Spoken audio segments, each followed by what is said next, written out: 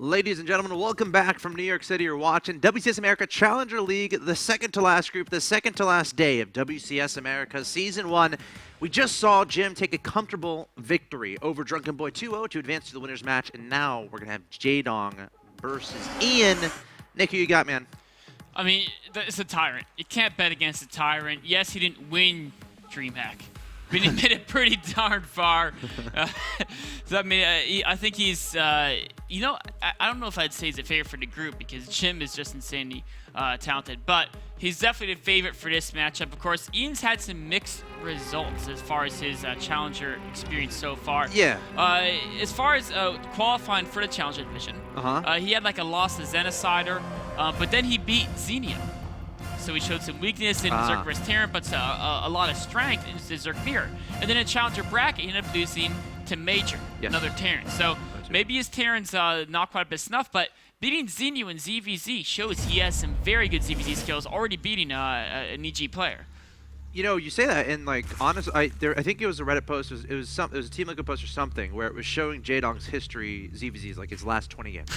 Did you see this image? I did. And Jaedong was like, it was ridiculous. It was like, last 20 games like 19-1 or something. His strongest matchup for sure. Oh, absolutely. Yeah. So this should be. I'm gonna be watching. I've been playing a lot of Zerg lately. I don't know if you knew that, but I'm gonna be watching both these guys very, very closely because I need ZVZ is kind of giving me a headache recently as far as from a player perspective. But here we are in game number 1 of this best of 3. In the bottom right hand location, I present to you your Taiwanese Zerg player in the red, representing Team Yo Ironman. He is Ian. His opponent in the top left-hand location, a legend of both Brood War and STARCRAFT 2. One of the best Zerg players to ever play. One of the best players, one of the best gamers to ever play in RTS. Representing Team Evil Geniuses and hailing from Korea, he is Jaedong. Recently got second at DreamHack, falling to Stardust. Stardust. Of course, he beat Tasia in that run, 2-0. Yes. So Jaedong is those were quick games, right? And we saw Tasia qualify fairly easily. For I mean, WCS America Premier League. Yeah, that is what we saw. I mean, yeah, Tasia had no. I mean, against Neeb, he struggled a bit, but in general, I mean, 4-0 in his group. So not too big of an issue for him. Both players go in hatch first here. Okay. What do you think about that?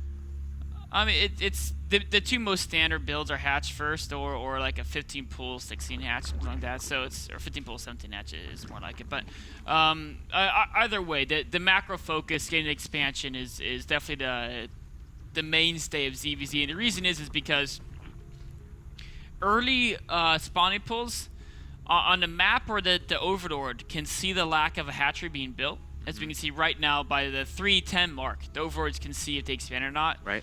If you go early pool, you're going to be found out.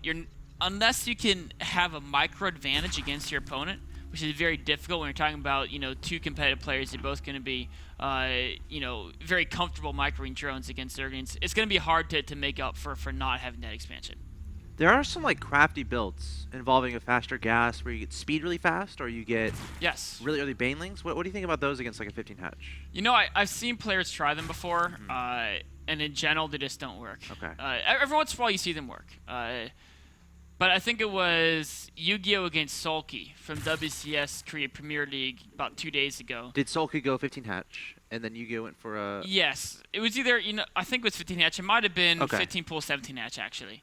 Yeah, but both those builds actually play out almost identically as far as against a one-base spin. I mean, they don't actually, but they're fairly similar. Sure. But yeah, I mean, Sulky just had no problems at all with that. Well, we're not seeing any of that here. And now this is getting interesting because Baneling Nest should be coming down fairly soon, and then, of course, a Spine Crawler at the natural. In fact, that's a pretty fast Baneling Nest. Don't you want to do it with your first 50 gas or getting speed? So you do if you want to make sure you don't lose early. Right. That's what I do. Yeah. The thing is some players are getting more confident at reading their opponent. And unless your opponent's stockpiling Zerglings and going to do something where instant they get speed, they run at you with like 20, 30 Zerglings. Right. And you don't need it that early. And even if they do that tactic, if you get the queens on the ramp, you can offload anyway. So that just shows, actually, he's going to use it aggressively. This is interesting. Yeah. Because Ian is skipping the Baneling Nest here. He's going for an Evo Chamber, and He's got 152 gas tanks, so it's like to be a quick +1 carapace, I would say. But Jaedong is getting banings. He's getting a lot of speedings on the way. Jaedong is going to be very aggressive here, and that's going to be very difficult to defend without any banings of his own. So Ian's getting that spine crawler, which he has to do if he has any hope of defense. He's found the banings morphing there as well, and that's huge. Oh, how did he find that? Wow, very impressive find there from Ian. And now Ian's going to be the one being aggressive. So Jaedong might have to play on the back foot, which is nothing but good here for Ian, considering he's the one who's skipping the baning nest. Exactly. I mean, like right now, economically, they may be relatively even, but as time goes on, once that upgrade finishes, Ian's going to have the advantage as far as more cost-efficient Zerglings. And again, when you're not spending gas, obviously you're having a lot of drones on minerals compared to your opponent, and you're saving gas for other stuff, like a faster layer, again, faster upgrades in this case. So now it's a situation where I think Jaedong is going to be a little bit pressured to get some damage done here. Oh, and he's going for it. A lot of speedings from Jaedong crossing the map, now morphing some banings, but Ian looks like he might be swinging around for a counterattack. I don't know about this. Jaedong very cleverly left 2 banings back to defend.